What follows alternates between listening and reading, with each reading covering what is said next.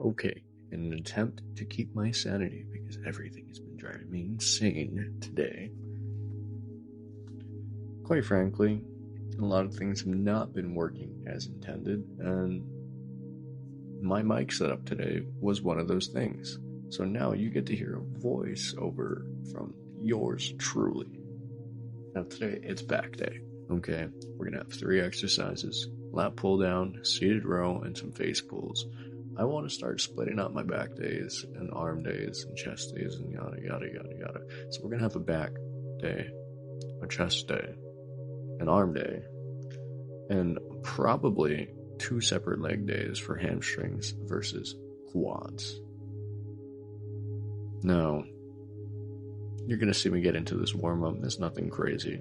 Just pulling the weight down. Good warm up. Make sure you're proper form, bracing properly. It's nothing to overcomplicate. Now, take a little rest. Shouldn't be too much. It's just a warm up and get into your next set. Now, I have cut this out, and it probably happened in that scene where you can't hear me talk at all. But I was talking about the fact that on days where you're working out practically the same muscle group in different angles, I argued that for the most part, you don't really need to warm up for every exercise. Say you're hitting nothing but back for the day. For the most part, your back is pretty warm. It's honestly a waste of energy and time to be trying to do more sets than you need to just to warm up. Of course, you can take that with a grain of salt. You also don't want to be sitting too long in terms of rest periods, because then you're not even warm anymore. What was the point of the warm-up if you're not warm? Now, for this set, I will be doing everything I can, repping out what I can, even some partial reps. I hate that notification happened, but I'm gonna Zen mode anyways. Just doing what reps I can. Kane is texting me. Thank you, Kane. You're driving me insane. So, and then just turn it into a drop set. I believe I dropped it to like 122 or something. I'm not too sure what the measurements on this machine are, but I do love the fact that it is quick to drop set. You just flick a switch, get to the next weight, and just pull it down and go. And this one, I also pushed to failure. And I've been noticing as of late, maybe it's just the way I'm pulling, but I am feeling fatigue in my rear delts as I'm doing this. So, I don't know what that says about my form. We'll figure that out later on.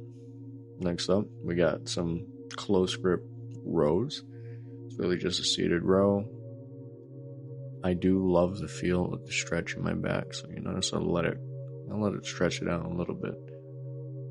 I mean, that's personal preference. I think some studies said that, stretching your back in terms of back exercises doesn't really do much, but still feels nice regardless. And I think having the flexibility in your back is important no matter who you are, what you do, and why you do it. Flexibility is important regardless.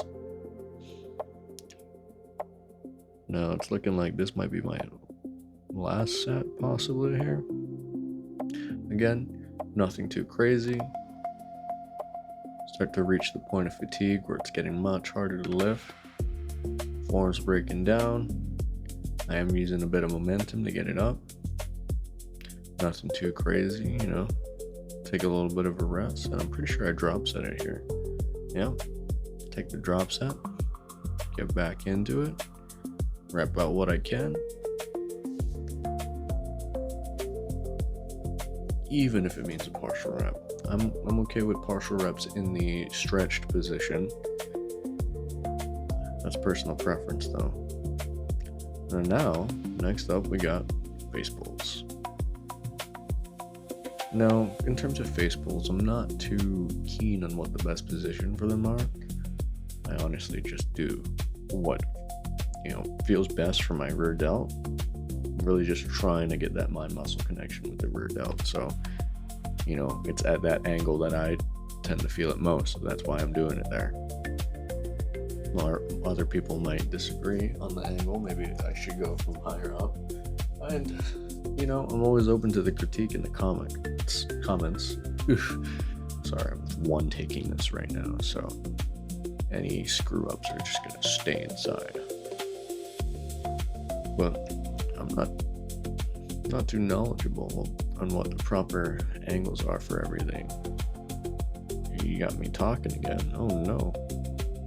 What little does bro know? We hear nothing.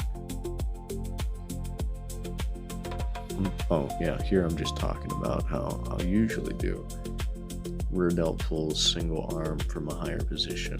But, here we are just trying something new because, face pulls. It's always good to keep yourself on your feet. Do new experiences. The more new things you experience, the slower your brain perceives time. So, take it like this. It feels like you live longer, which could be a good or a bad thing. I mean, for me, living longer feels like it'd be an amazing thing. But, neuroplasticity, new activities means longer neural pathways. Regardless of that, yap, and then get back into our set.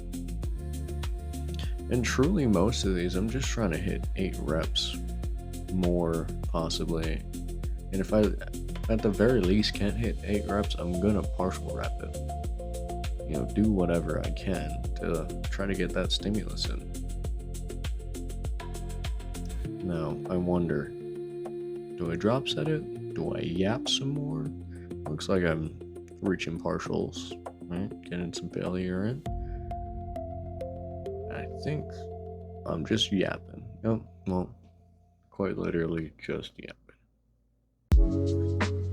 Now, for this pose down, I'd like to say, not too shabby. It's not the best work in the world, but, I've been looking at a couple of the other pose downs, and it just wasn't quite it, in my humble opinion. Now, is this the best? No, definitely not. But you know what? With how I felt after this lift and how I look in the mirror, definitely seeing some progress. And I like that.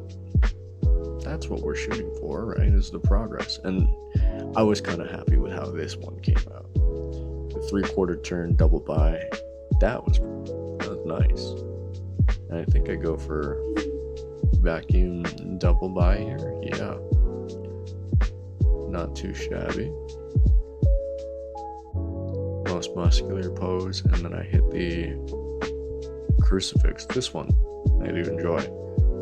Now this is kind of I don't know what today's recording was, but it was definitely something.